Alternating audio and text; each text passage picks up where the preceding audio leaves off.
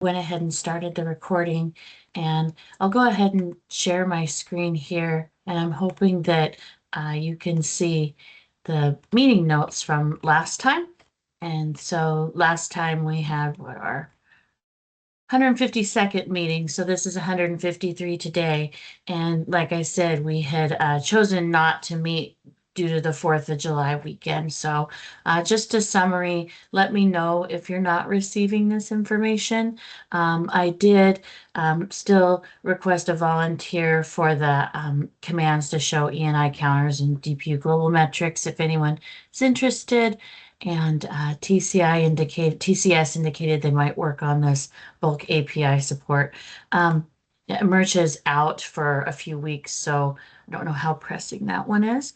I believe we provided an answer to the question Mercha had about whether we had an equivalent SAI API for FastPath ICMP redirect. So hopefully we figured that out.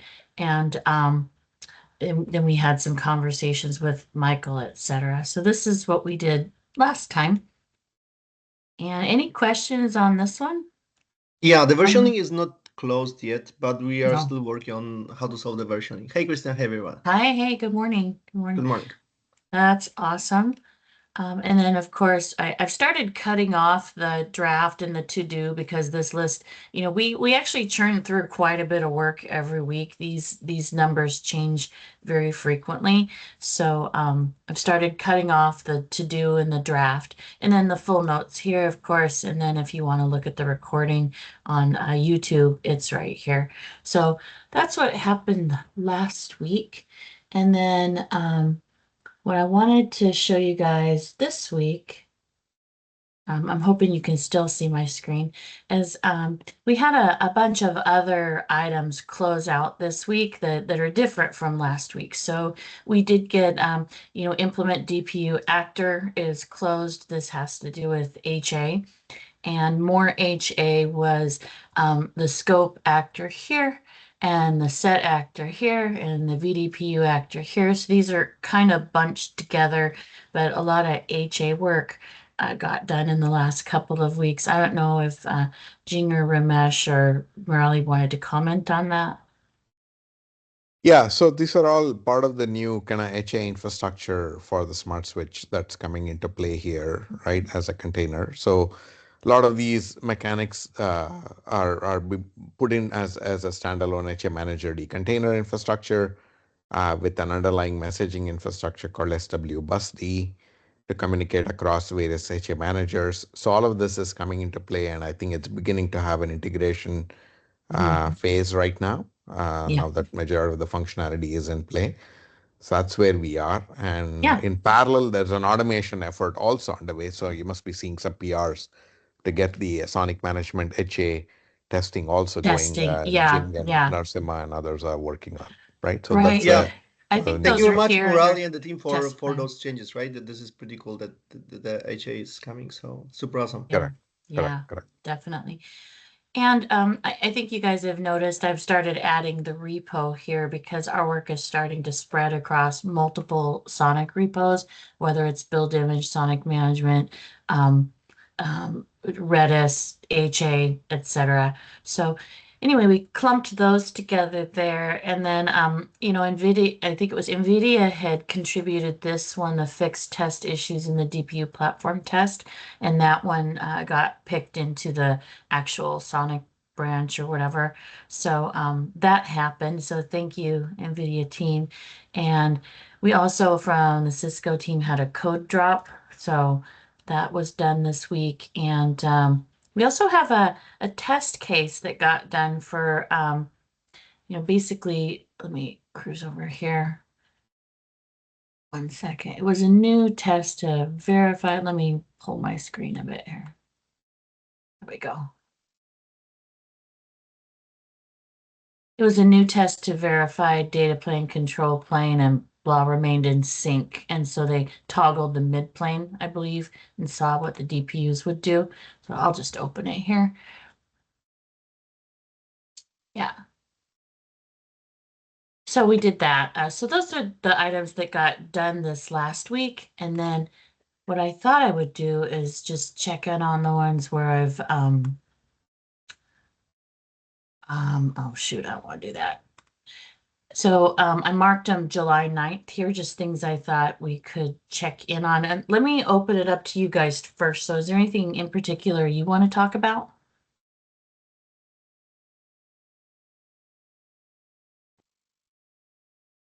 Looks good. I think the Cisco code drop, right? I think we'll be soon patching some of the devices on our side with the new code. So we'll see how it goes. Yeah, awesome. Yeah. So we did have a bug reported here, OrchAgent exits while processing ACL rules, and that was Centhiel from AMD reported that one. I don't, we've got Lawrence assigned to it, but he's got a lot of work on his plate, but that happened. So there's that one. I just placed it in the to-do list there. And then I'm looking at the ones on July 9th that I wanted to bring up. Looks like we had a bug in the test needing a KVM support. So there's this one, and most of the dash tests don't support running on KVM. So we're working on that one. And like I said, we talked about this one, the bulk API support. And I don't know if anyone from TCS is on the line to talk about this one.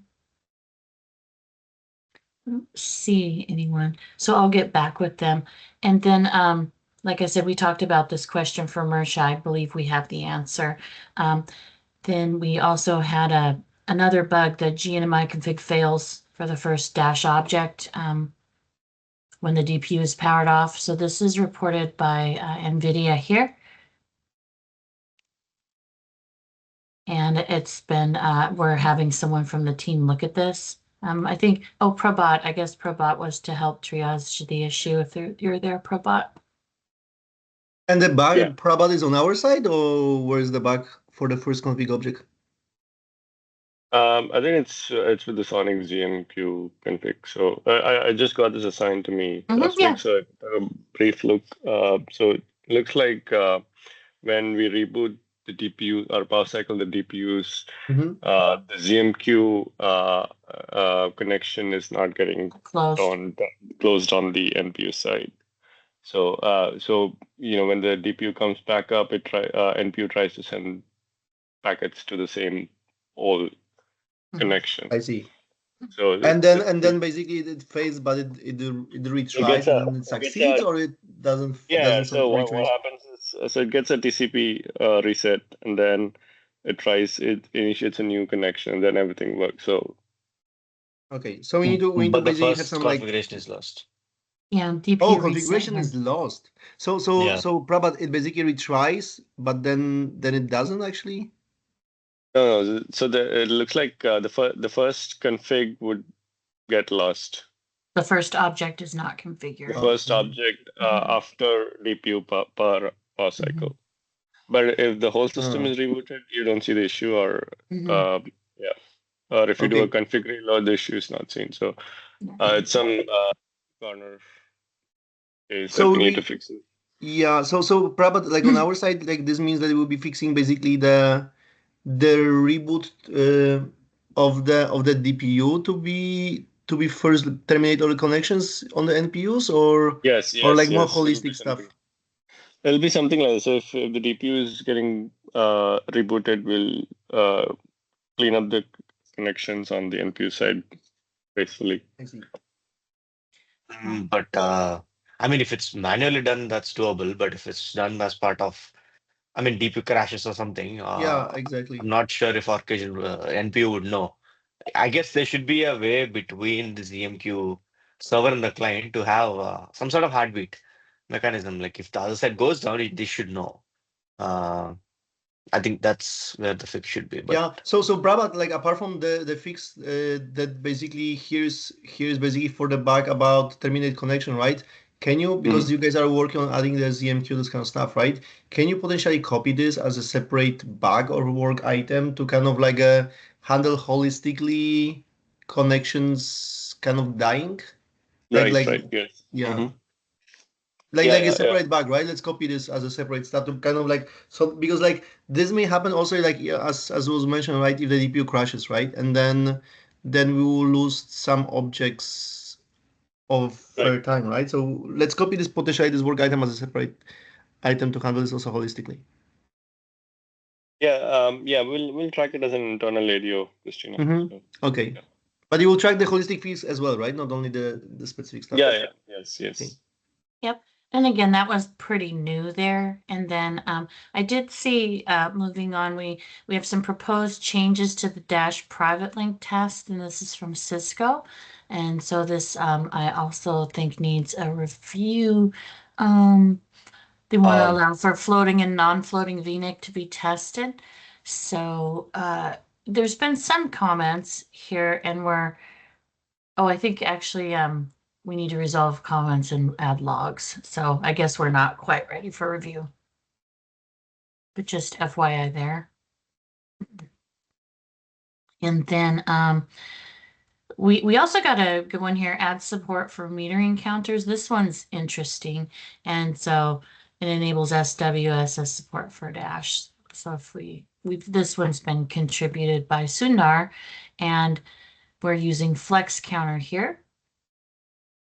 And so I believe there's still some conversation going on within the PR, about how to do specific things and, getting a consensus there.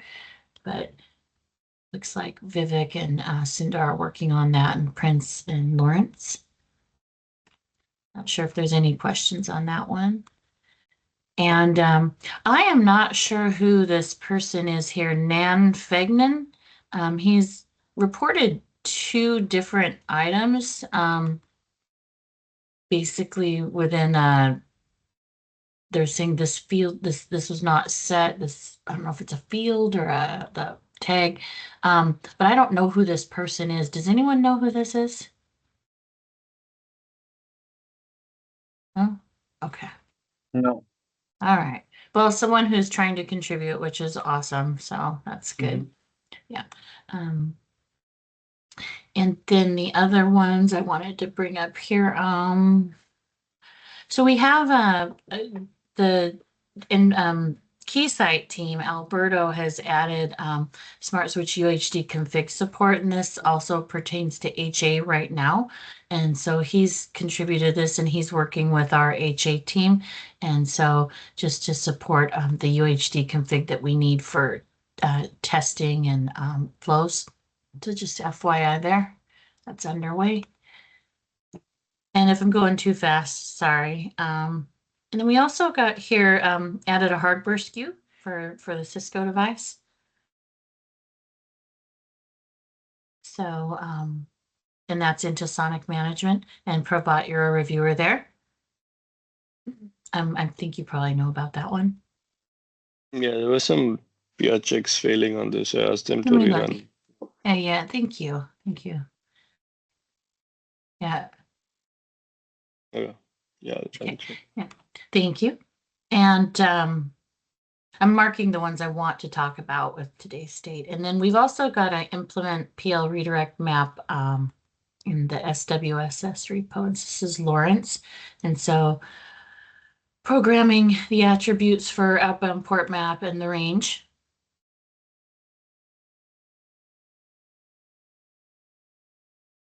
No. Yep. And I guess Sasha's going to review this one.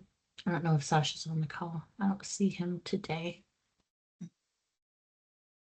And Christina, do you know, for example, the PR that Devon had the time about the fast path, which was the documentation which was in draft? Did he finally check it in or not? Do you know? It's I'm just curious 666. if we need to That's the follow only up. that's the only Yeah. reason I remember it here. Yeah. Yeah, that's true. And Oh, so- it's still in draft. Oh man. Okay. I will. Yeah. We'll get them this check-in by the next week, I think. Yeah. Okay, that would be great. Do you need it in the chat window? Yeah, if you put you put it Okay. in the chat window, that I'll follow up Yeah. because it should not be draft. It should be already like in review Yeah. and should be in the chat. Exactly. Awesome. And I think, yeah, so thanks for bringing that up. And now I kind of forgot where I was. Proposed changes. UHD, we got that. SONiC management, redirect map. Oh, so there's actually a test plan contributed here for the VXLAN source port range. So that's kind of cool. It was. Oh yeah, it's and one additional stuff about the VXLAN source port range, apart from this is the new one.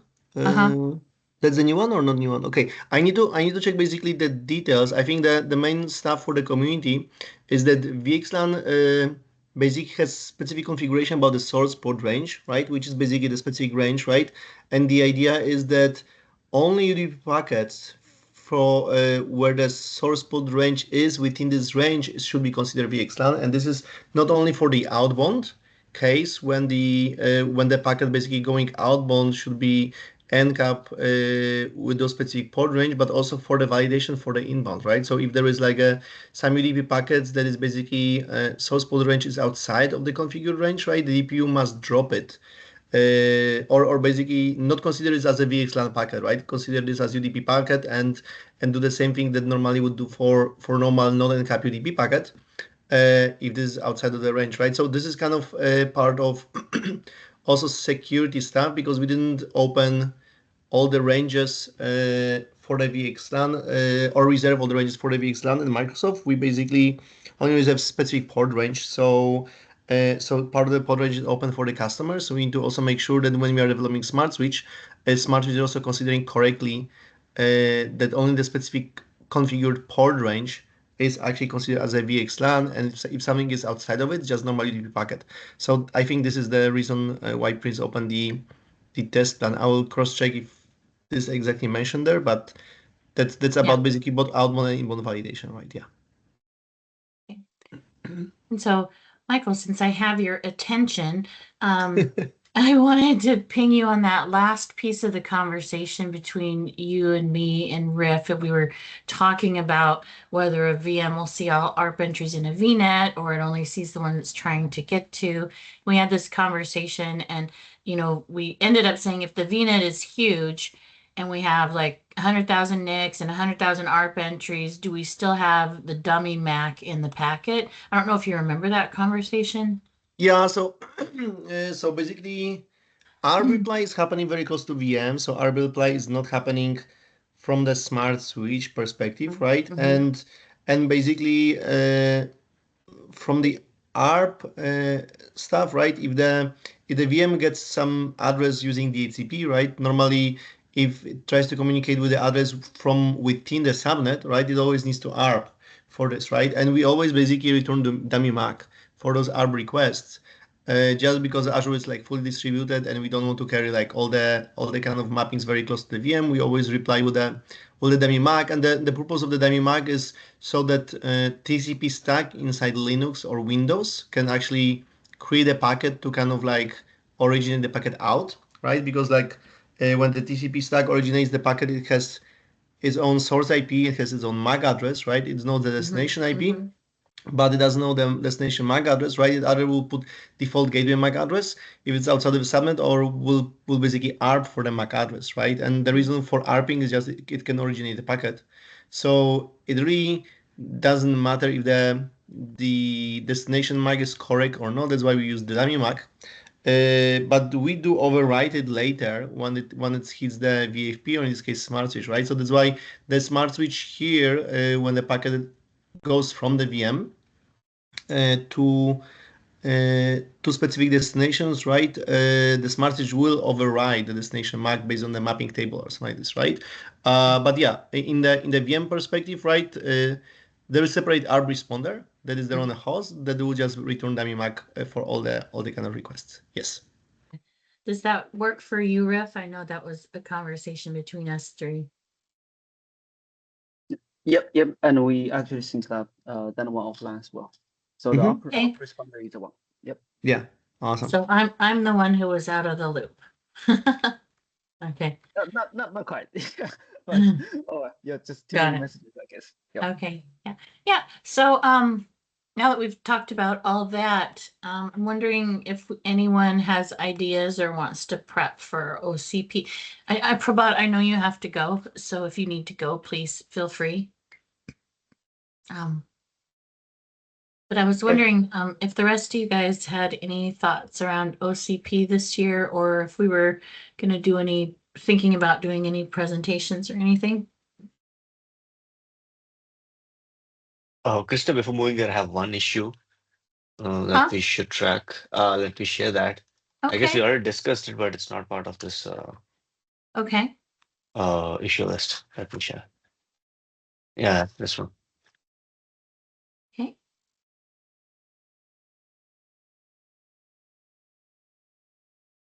Is this new? No, that's on It's not January new. 31st. Yeah, Okay. it was fixed, but it was fixed as a build flag for Smart Switch.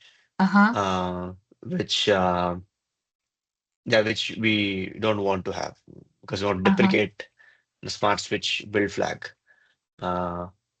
So yeah, whoever fixed this should probably rework the fix to not be dependent on a build flag. So do you want to reopen this potentially for a different fix, or this is the one that I think it's open. So Vivek, Gang is working on fixing this. So he said he's working on it. Okay. So should we use this to track and? Yeah, you can use this as for tracking. So, you want me to add it? You want me to add it into the project so we can check on it weekly, Vivek? I mean, along the same lines, there was something that Ramesh from Cisco also added, like a build flag for something. I think Ramesh is also working on that. Yeah. So the plan is sometime this week I will send out the PR for that one, so that we'll have a single image for every platform.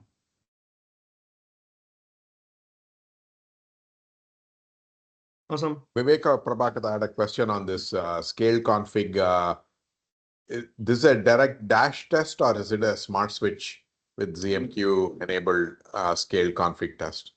The one that we were just looking. Is there a script for that? It's a smart switch. It's going through smart switch. Is there an upstream script for that as part of SONiC management? SONiC management, I think the one that does not have scale. I don't think it can do this. Is there a separate one somewhere standalone? There is something contributed in the utilities repo. Maybe let me share. Let me check that. Yeah, can you post it on the chat? I'd like to see that. Yeah, we have something like this internally.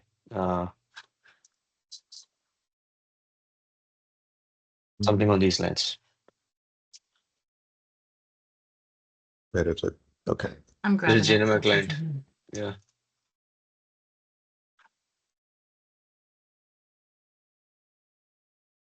This is contributed by Michael from Cisco. Yeah, this is Michael's, but there's the utility script. So I don't know if the bug you were referencing was a scale config. So I was interested in seeing if there's a scale test as well.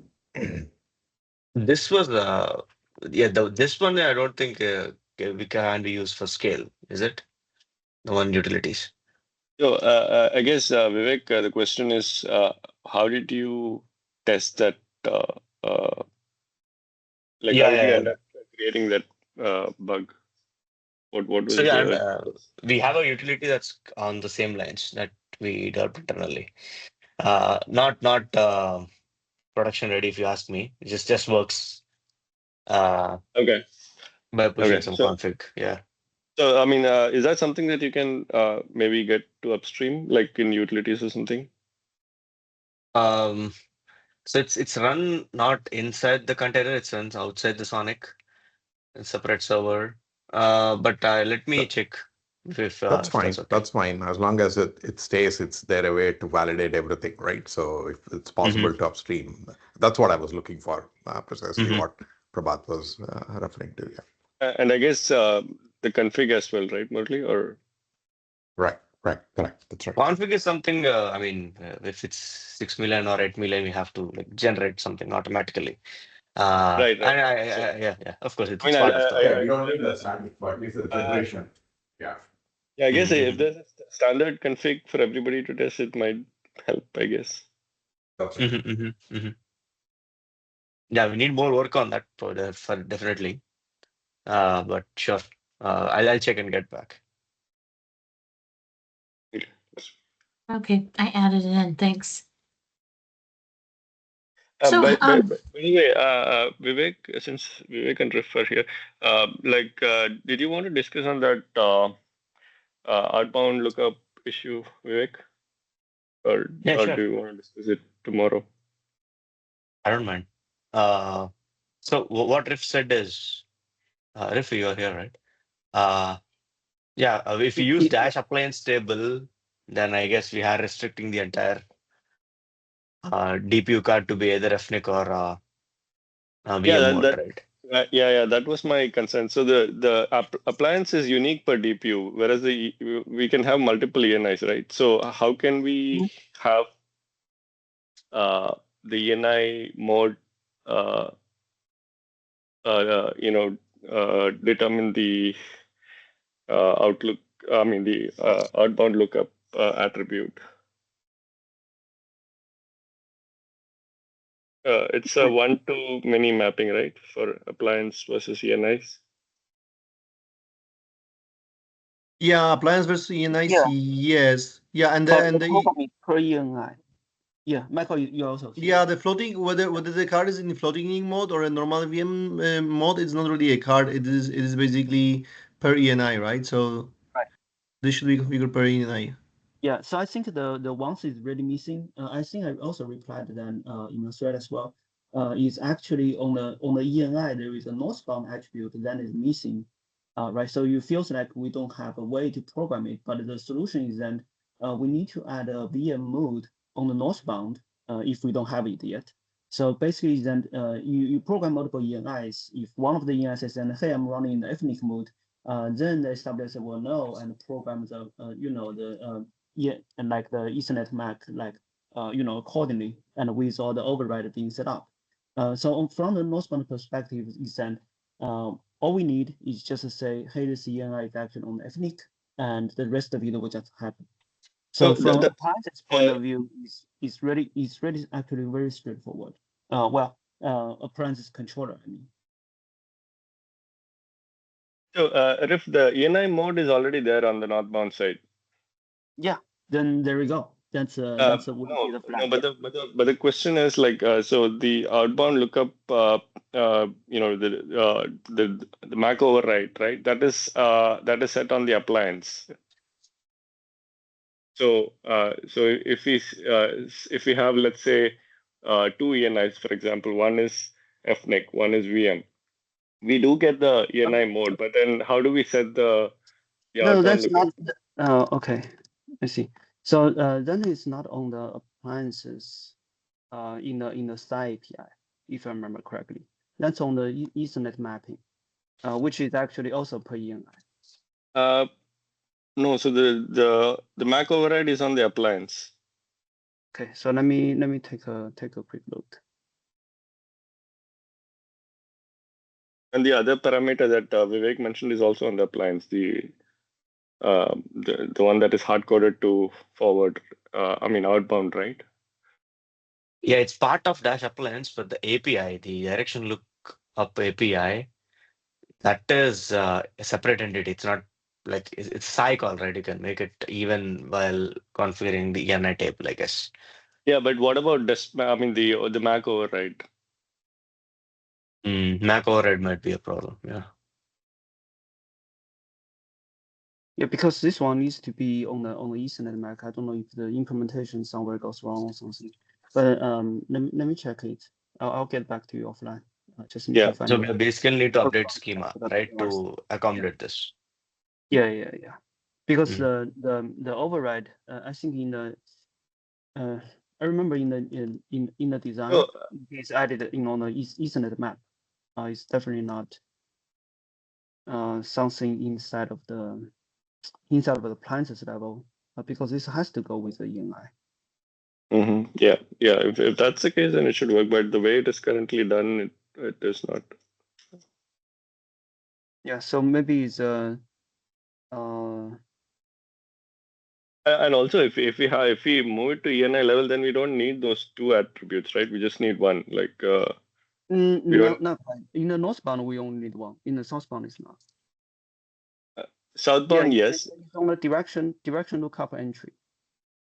Yeah, direction lookup entry is currently on. So we have direction lookup entry as well as MAC override. So on the southbound, we probably need both, but northbound, we can just stick to one. No, why the MAC override? You should be using the direction lookup entry, not MAC override. Sorry. Yeah. Yeah, let me look it up and get back to you offline. Okay. So, Awesome. go ahead. Sorry. No, awesome. I'm just saying that I need to draw, but Okay. yeah, Reeve, let's figure out where to put it. Yeah. Yeah. That sounds perfect. Awesome. Thank you. Yeah. Bye, Michael. And I had just brought up OCP, but maybe we can think on it and talk the next week. It's someone kind of new to the call. We have Ted here today. So hi, Ted. Thanks for coming. Hi. Yeah, thank you for having this. Yep. And that's all I have for the week. So thanks everyone for coming. Hey, Christina. Yes. Hey, before you go, I wondered if it would be okay to mention the Excite hero testing. Yeah, absolutely. So my name is Bud Grisey. I work at Excite Labs along with Ted here. And so we just put out a press release yesterday. So we have a DPU we've been working on for a while. It's an 800 gig DPU, two 400 gig ports. And last month we did some hero testing with a third party, and we passed the hero 800 testing. So this is with 120 million connections, 12 million connections per second, and 0 drops. So we're pretty happy. This is a test that's pretty challenging. We actually exceeded the connections per second that was required. We actually hit 14.25 instead of the 12 that was the minimum. And just wanted to point that out in case folks are interested in it. The DPU is a pretty powerful chip. It has 64 N2 ARM cores and 4 DDR5 channels and a bunch of assists for like crypto and other offloads. Is it okay if I present the press release while we're talking about it since it's public? Yeah, That'd sure. be awesome. Okay, let me show you guys. Oh, Copilot wants to help. Sorry. Okay. Stupid Copilot. This is what I had gotten. I've also seen it's on LinkedIn, right? Yes, and it's on a It's Newswire and everything, I think. Business Wire. Yeah. Yeah, Business Wire. Yeah. Yep. Yeah. So I think here's some of the features like we talked about with your cores and your RAM and your DDR5 and the 800 gig networking here, all the way backward compatible to 25. I'll let you continue, Bud. Sure. And so for like the memory support, like we support up to 0.5 terabyte of RAM. And the programming model is like a standard DPDK programming model. The Dash application that we had tested is just written in C using DPDK. It also runs on x86 and was initially developed on x86 and was ported over. It took about a day to port it. And it's a very easy programming environment, standard tools. You can program in C or whatever language you want. I think looking at my notes I had for this little spiel. That's all I had in my notes. Yeah. So if I anyone think, had any questions or, I think, but since we lost a couple people, we should go over this again next week, maybe at the top of the call. okay, yeah, we can do Or that. or right after I go through the items, and then we'd have Michael and Prabhat and everybody here. And I believe Riff has seen this before, but we could do it again next week and capture a larger audience. Okay, sounds Would good. that be okay with you? Okay, cool. Yeah, I've been tracking and following the devices for 3 years now, so very impressive. Yeah. Yep. All right, so Okay. great. Okay, cool. Thanks, bud. Then I guess that's all I have for today. I'll go ahead and stop the recording and let you have some time back. I'll see you next week. Thank And you. I'm Christina. experimenting Yeah, with thank the you. format of notes and everything. So if you see changes, let me know what you think. Thank you. All good. Thanks a Okay. lot. Okay, thanks. Bye, everyone. Okay, bye-bye.